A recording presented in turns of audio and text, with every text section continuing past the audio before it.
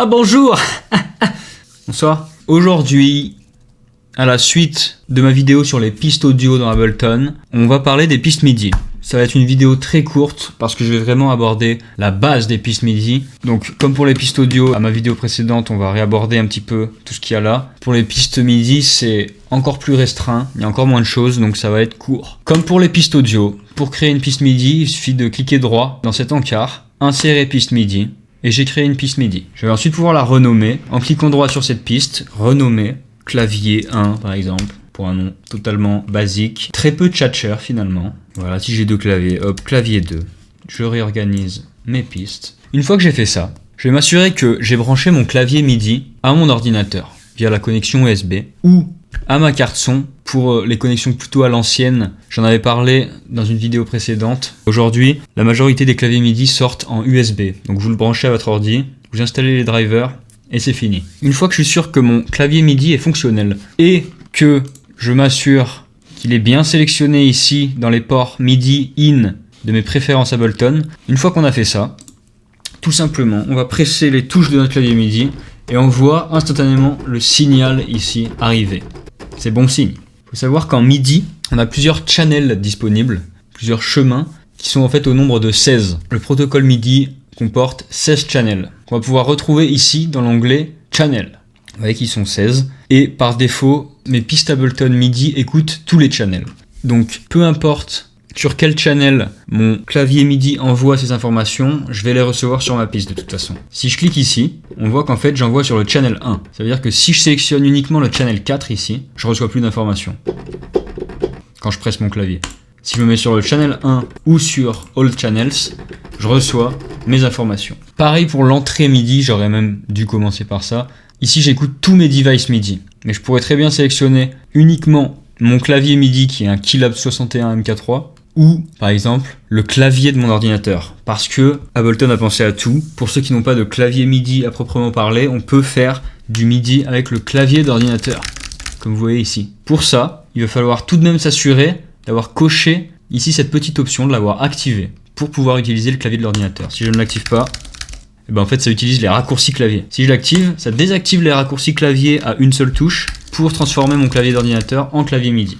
Je vais pouvoir ensuite envoyer cette piste MIDI vers mon master. Pour les outputs, j'en parle un peu plus profondément dans ma précédente vidéo sur les pistes audio. Je vais pas m'y attarder ici, mais on peut paramétrer tout type de sortie pour ma piste MIDI. Je reste sur master. Ici, on a encore une fois l'activation, le mute, le solo de ma piste pour pouvoir solo uniquement une piste MIDI ou plusieurs. En enfonçant la touche contrôle et en cliquant sur plusieurs pistes, je peux choisir lesquelles de ces pistes sont en solo. Si j'enlève le contrôle et que je clique sur des pistes, ça va en solo toujours une seule à la fois. Et bien sûr, on a la fonction d'enregistrement, d'armement de la piste à côté, comme pour les pistes audio. Quand ma piste est armée, elle est prête à être enregistrée. Pour les pistes MIDI, on n'a pas de signal comme un micro ou une guitare. Si on veut jouer un instrument à partir de mon clavier MIDI avec des informations MIDI, il va falloir aller chercher cet instrument. Donc je vais sélectionner un instrument virtuel de ma banque. Vous en avez de base ici dans Ableton. Moi j'aime bien sélectionner par exemple le Stage 73 de chez Arturia. Donc je le load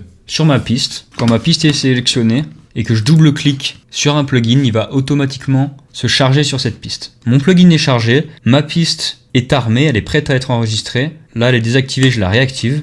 Je vais remettre l'entrée de cette piste sur All-in pour écouter tous les types d'input MIDI. Et tout simplement, je vais pouvoir jouer. Vous voyez que quand j'ai instancié mon instrument virtuel, on a quelques options ici qui se sont rajoutées sur ma piste MIDI, à savoir le volume de ma piste, le pan, est-ce que je veux que mon instrument sonne plutôt à gauche ou plutôt à droite, et des envois vers des pistes auxiliaires. Je m'attarderai dans une prochaine vidéo sur les pistes auxiliaires, parce que c'est un petit peu plus complexe et que c'est pas du tout le sujet aujourd'hui. Il faut savoir que je peux envoyer cette piste vers des pistes auxiliaires qui peuvent contenir des effets tels qu'une reverb ou un délai. Bien sûr, je pourrais ensuite enregistrer ma piste MIDI.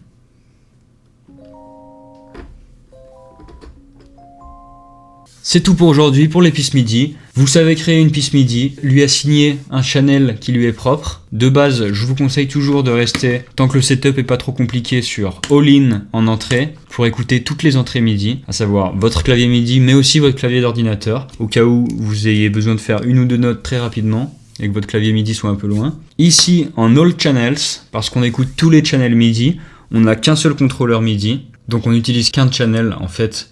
On reste sur All Channels pour la simplicité.